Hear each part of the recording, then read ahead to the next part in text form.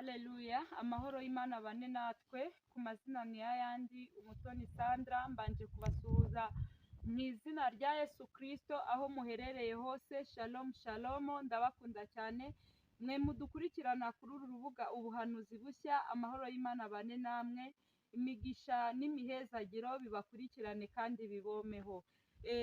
Tugiye kumva ijambo ry'Imana.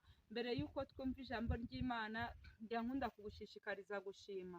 Umunsi ushobora gusa n'undi ariko ibibereye muri uwo munsi ni bise, cyangwa se ijoro rigasa n'irindi ariko ibibereye muri iryo joro ni bise. Wowe wabonye ari amahoro muri byose, shima. Haleluya. Ubwo rero reka dushime Imana yaturinze. Hari benshi bavuye mu mubiri bakurushaga ubwiza, bakurushaga uburanga, ndetse bakurushaga no gutungana. Kuba wowe ugihumeka umwuka w'abazima si uko hari icyo warushije abandi, ahubwo reka duhereze Imana yacu icyubahiro kubera ko yatwongeye umunsi wo kubaho. Reka dusenge Imana tuyishimire, tunasengera ijambo ry'Imana tugiye kumva. Mwami Imana, turagushimye turaguhimbaje, waturindiye umubiri n'ubugingo, uhimbazwe ushyirwe hejuru. Hari benshi bavuye mu mubiri, abandi biswa andi mazina, abandi bahuye n'ibibazo bitandukanye. Twe kuba waturinze si ubwiza, si uburanga, si icyubahiro, si nuko tuzi gukiranuka, ahubwo ni imbabazi zawe watugiriye. Iyi saha rero tugiye kumva ijambo ryawe, ntirice mu gutwi kumwe cyangwa se ngo rihinguke mu kundi, ahubwo rishinge imizi mu mitima yacu. Amena. Ijambo tugiye kuvuga ni ijambo rishaka kuvuga ibuye nagushizeho cyangwa se wowe wanshizeho. Igihe cy'Imana nikigera ryabuye uzarinkuraho cyangwa se njye ndigukureho.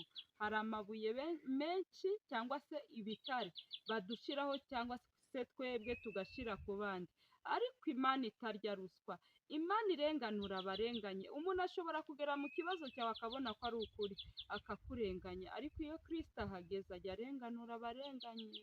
Imana itugirire neza. Dusome ijambo ry'Imana riri muri Yohana 39 kugeza kuri 41. Umutwe w'amagambo uravuga ngo Yesu azura Lazaro. Haleluya. Nubwo hari ibyanutse, humura. Umuririmbyi araririmba, nawe warasenze ibisubizo bitinda cyane kuza mu gihe gikwiye. Uwo mwami azatabara arategereje ngo bimanze binuke, arategereje ngo bimanze binuke. Haleluya. Nubwo bijya binuka, Yesu akemera ko binuka. Ntajya yemera ko abaturanyi bibageraho, ntajya yemera ko imiryango byumve ko byashiriye. Iyo yumva bigiye kunuka, icyo mukundira yongera mutuza. Haleluya. Humura rero, Yesu ashoboye byose. Humura, nta kure atakura umuntu kandi nta kure atageza umuntu. Imana itugirire neza. Kadusome mu izina rya Yesu. Yesu arababwira ati, nimukureho igitare. Haleluya. Iyi saha y'Imana igeze, Yesu ajya abategeka akababwira bakureho igitare. Haleluya. Umva, hari igihe iyo bagiye gukuraho ibyo bitare, ahangaha icyo gihe Yesu yasize Lazaro arwaye, abantu baramutaramana. Ese kubera iki? Mu gihe bari bafite ibyiza, kubera iki yari ahari? Kubera iki abonye havutse ikibazo akagenda?